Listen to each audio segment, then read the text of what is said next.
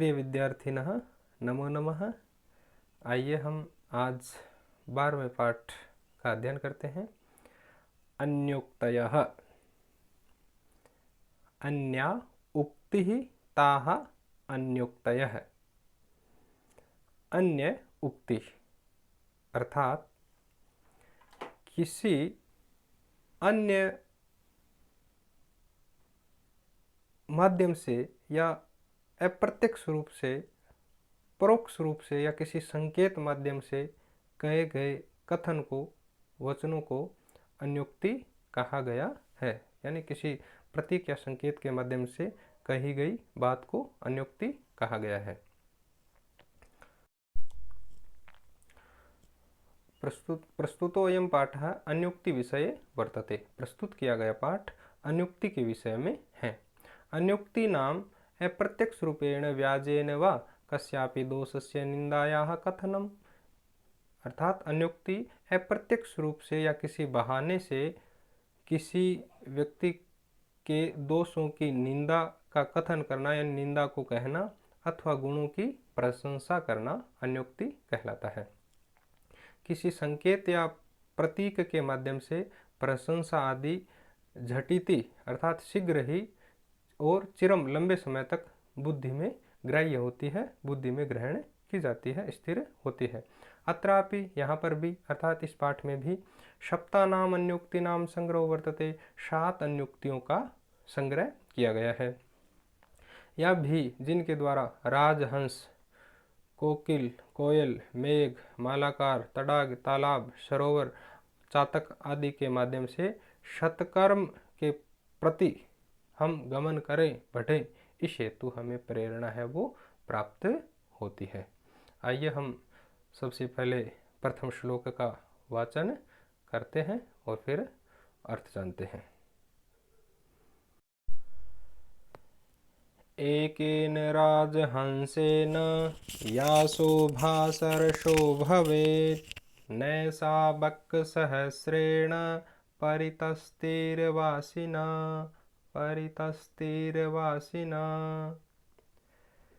आइए हम इसका पदच्छेद जानते हैं। एकेन राजहंसेन या शोभा सरसः भवेत्, न सा बक्सहस्रेण परितः तीरवासिना। अन्वय और साथ ही अर्थ जानते हैं। इस श्लोक में बताया गया है कि 1000 मूर्खों की अपेक्षा एक गुणवान व्यक्ति है वो ज़्यादा श्रेष्ठ होता है।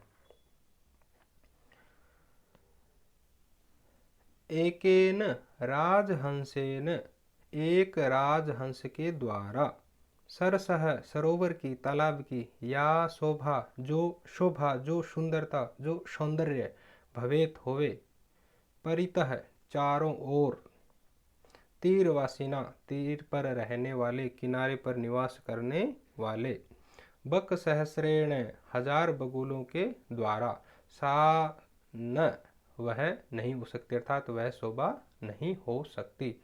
अर्थात एक राजहंस के द्वारा सरोवर की सुंदरता, सरोवर की शोभा जो होती है, वही परितः चारों ओर तीर पर निवास करने वाले हजारों बगुलों के द्वारा वह शोभा कभी भी संभव नहीं है।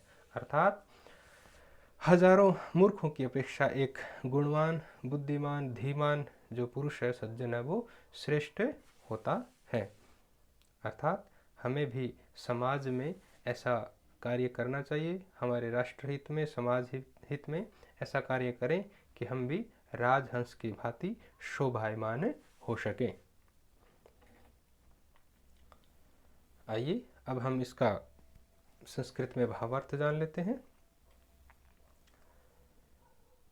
सरोवरे यदि एकः अपि राजहंसः भवति तर्हि अपि सरोवरः शोभते, किन्तु सरोवरस्य तटं परितः यदा सहस्रं बकाः अपि भवेयुः तदा अपि सरोवरस्य शोभा न भवति। अर्थात सहस्रस्य बकानाम् अपेक्षया एकस्य राजहंसस्य महत्वम् अधिकं भवति। आइए अब हम अगला श्लोक पढ़ते हैं। पहले इसका वाचन करते हैं और फिर इसका अर्थ जानेंगे।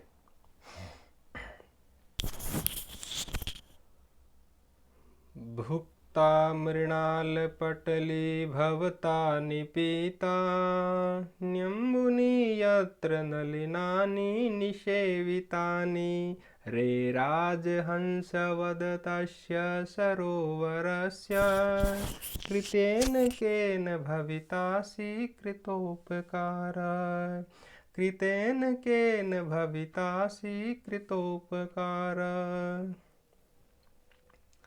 इस श्लोक में ये शिक्षा दी गई है, ये बताया गया है कि एक सरोवर के किनारे पर रह करके, तालाब के आसपास रह करके एक जो राजहंस होता है वहाँ की समस्त वस्तुओं का उपभोग करता है। उससे या उसके माध्यम से हमें ये शिक्षा दी गई है कि हम भी समाज का जो प्रत्युपकार है, उपकार के बदले जो वापस किया जाने वाला जो उपकार है, भला है, वो कैसे कर सकते हैं या करना चाहिए, इसकी प्रेरणा हमें दी गई है। आइए सबसे पहले हम इसका पदच्छेद कर लेते हैं और फिर अर्थ जानते हैं। भुक्ता मृणालपटली भवता निपितानि अम्बुनि यत्र नलिनानि निषेवितानि रे राजहंस वद तस्य सरोवरस्य कृतेन केन भवितासि कृतोपकारः।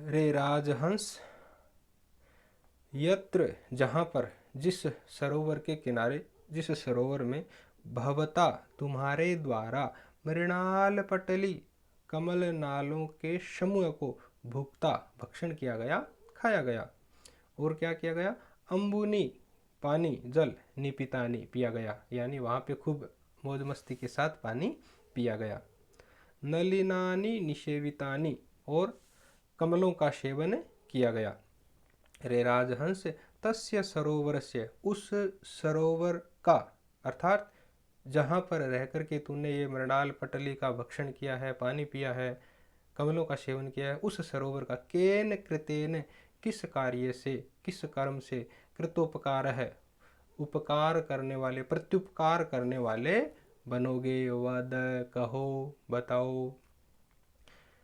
एक बार फिर देख लेते हैं कि जहाँ पर तुम्हारे द्वारा या आपके द्वारा मृणाल पटलियों का भक्षण किया गया, पानी पिया गया, कमलों का सेवन किया गया, रे राजहंस उस सरोवर की कौन से कार्य से तुम प्रत्युपकार करोगे, ऐसा तुम बताओ, कहो। अर्थात हम जिस समाज में रहते हैं या हमारे माता पिता के गुरुजनों के उपकार स्वरूप कुछ अच्छा करते हैं, तो हमें भी उपकार के बदले पुनः उसको चुकाना चाहिए, यानी प्रत्युपकार को करना चाहिए। आइए अब हम इसका भावार्थ जानते हैं। रे राजहंस भवान यस्य सरोवरस्य कमलनाल समूहं खादितवान् संपूर्णं जलं पीतवान् कमलानि च सेवितवान्, अर्थात स सरोवरः भवतः कृते बहु किमपि कृतवान्, अधुना वद भवान् तस्य उपकारस्य प्रत्यर्पणं कथं करिष्यति इति कथयत। यानी हम जो आज अध्ययन कर रहे हैं और अन्य सब कुछ सुविधाएं हमारे पास हैं, तो ये हमारे माता पिता और अन्य सामाजिक जनों और गुरुजनों का आशीर्वाद है, इसलिए हमें भी प्रत्युपकार के बारे में सोचना चाहिए, करना चाहिए। आइए अब हम अगले श्लोक को पहले पढ़ते हैं, वाचन करते हैं और फिर इसका अर्थ जानेंगे।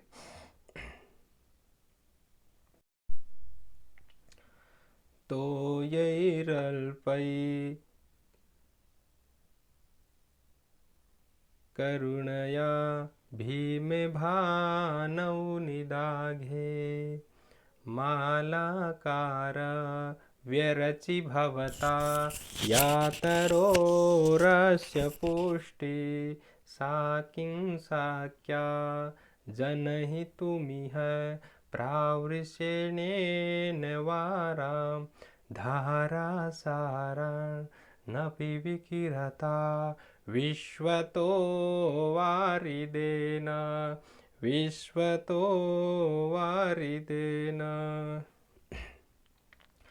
तोयैः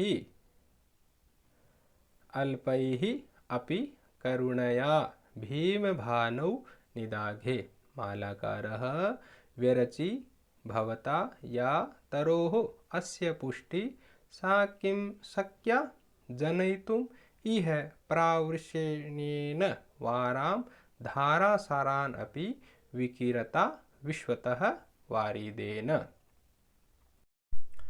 इस पद्य में हमें ये सीख दी गई है कि विपत्ति काल में, किसी के संकट काल में उसकी सहायता करनी चाहिए।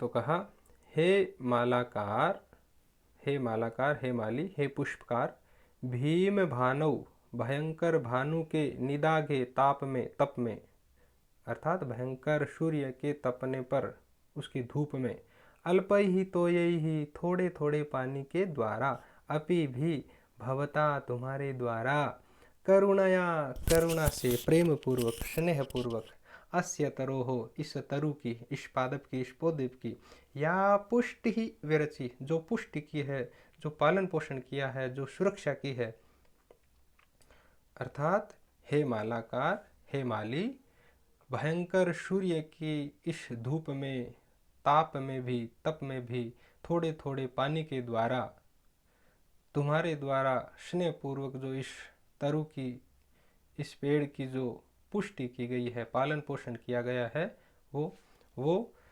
वही पालन पोषण, आगे कहा, वाराम, अर्थात जल युक्त, प्रावृषेणेन, वर्षाकालिक, जल युक्त वर्षाकालिक, चारों ओर, विश्वतः यानी चारों ओर, धारासारान, धाराओं के प्रवाह से भी, विकिरता, बरसते हुए, बारिश करते हुए, वारिदेन, वारिद के द्वारा, बादल के द्वारा, यह पुष्टि, जनितुम सा किम शक्या, क्या वो पुष्टि संभव है, अर्थात नहीं है, कि जल युक्त वर्षाकालिक चारों ओर धाराओं के प्रवाह से बरसते हुए बादल के द्वारा भी वो पुष्टि संभव नहीं है। अर्थात एक तरफ बहुत ज़्यादा गर्मी है, भयंकर सूर्य का ताप है, उसमें थोड़े थोड़े पानी को बचा करके एक माली के द्वारा उसकी सुरक्षा की जाती है, और एक तरफ वर्षाकालिक बादल हैं, खूब बरस रहे हैं, तो उसमें उस पानी का उतना महत्व नहीं है, क्योंकि वहाँ पे उतनी आवश्यकता नहीं है। तो ठीक उसी प्रकार इसके माध्यम से ये अन्युक्ति है, हमें समझाने का प्रयास किया गया है कि जिसको वास्तव में आवश्यकता हो, जिस समय आवश्यकता हो, उस समय हमें सहायता करनी चाहिए, क्योंकि वही जो है वो अधिक महत्व वाली होती है। आइए अब हम इसकी संस्कृत व्याख्या या संस्कृत भावार्थ थोड़ा सा जान लेते हैं। अत्यधिके ग्रीष्मकाले वृक्ष स्वल्पं जलं प्राप्नोति चेदपि तस्य वृद्धि भवति, किंतु वर्षाकाले यदा जलस्य आवश्यकता न भवति तदा वृक्षा यदि अत्यधिकं जलं दद्मः तर्हि तेन जलदानेन किमपि प्रयोजनं न अस्ति।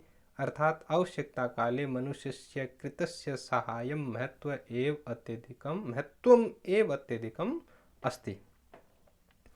आइए अब हम अगले श्लोक का वाचन करते हैं और फिर अर्थ जानेंगे। आपेदिर्यंबर पथम परित पतंगा भृङ्गारसालमुकुलानि समाश्रयन्ते संकोचं मञ्चति सरस्त्वयि दीनदीनो मीनो नुहन्त कतमां गतिमभ्युपैतु मीनो नुहन्त कतमां गतिम अभ्युपैतु। ये पदच्छेद देखते हैं। आपे दिरे अंबरपथम परितः पतंगाः भृंगाः रसालमुकुलानि समाश्रयन्ते संकोचम अंचति सरः त्वयि दीनदीनः मीनः नु हन्तः कतमां गतिम अभ्युपैतुः। अब हम इसका अन्वय देखते हैं और साथ ही अर्थ भी। इस पद्य में जो कवि है वो एक सरोवर को संबोधित करते हुए मानव को ये संदेश देना चाहते हैं कि हमें संकुचितता को छोड़ करके, अर्थात संकुचित वृत्तियों को, नीच वृत्तियों को, प्रवृत्तियों को छोड़ करके हमें सत्कार्यों की ओर अग्रसर होना चाहिए। तो कहा पतंगाः अर्थात पतंग, पक्षी, परितः चारों ओर, अंबर पथम आपे धीरे, अंबर पथ को, आकाश मार्ग को आपे धीरे यानी प्राप्त कर लेते हैं। कि जो पतंग होते हैं, पक्षी जो होते हैं वो खग होते हैं, वो चारों ओर से आकाश मार्ग को प्राप्त कर लेते हैं, अर्थात आकाश मार्ग में उड़ने लग जाते हैं। भृंगाः रसाल मुकुलानि समाश्रयन्ते, और जो भृंग है, भौरे जो हैं, भ्रमर जो हैं, वो रसाल मुकुलानि अर्थात रसाल कहते हैं आम को, मुकुल यानी मंजरी, आम्र मंजरी का सहारा लेते हैं, यानी आम्र मंजरियों पर चले जाते हैं। सरह हे सरोवर, त्वयि तुम्हारे, संकोचम अंचति संकुचित हो जाने पर, तुम्हारे सूख जाने पर, अर्थात हे सरोवर, हे तालाब, तुम्हारे अंदर पानी नहीं रहने पर, अर्थात हे सरोवर, तुम्हारे अंदर पानी नहीं रहने पर, तुम्हारे सूख जाने पर जो पतंग हैं, जो पक्षी हैं, खग हैं, वो आकाश मार्ग में चले जाते हैं, अर्थात कहीं दूसरी जगह, अन्य जगह पानी की तलाश में उड़ने चले जाते हैं, उड़ करके चले जाते हैं। और जो भ्रमर हैं, जो भौरे हैं, वो आम्र मंजरियों का सहारा ले लेते हैं। लेकिन हंत, बड़े खेद की बात है, दुख की बात है कि दीन दीन है, बेचारी दीनहीन दयनीय स्थिति वाली मीन है, जो मछलियां हैं, वो कतमाम गतिम अभ्युपैतु, वो कौन सी गति को प्राप्त करे, अर्थात वो कहीं अन्यत्र जाने के लिए समर्थ नहीं होती, उनकी निश्चित रूप से दुर्गति होती है। अर्थात जो आश्रयदाता है, आश्रय देने वाला, सहारा देने वाला है, वो भी यदि संकुचित वृत्ति वाला हो जाए तो उनके आश्रय में रहने वाले जो भी हैं, उनकी जो गति है वो बहुत ही दयनीय होती है। आइए हम इसका संस्कृत भावार्थ जान लेते हैं।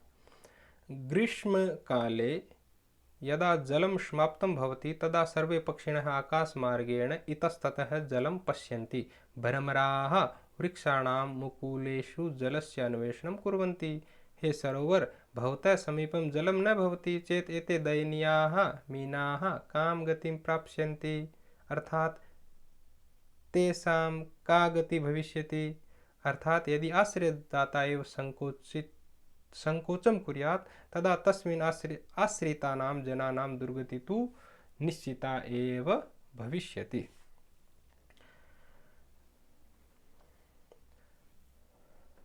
धन्यवाद। आज की कक्षा में हम इतना ही जानेंगे और प्रिय विद्यार्थियों, मुझे विश्वास है कि आपको ये कक्षा ज़रूर पसंद आएगी।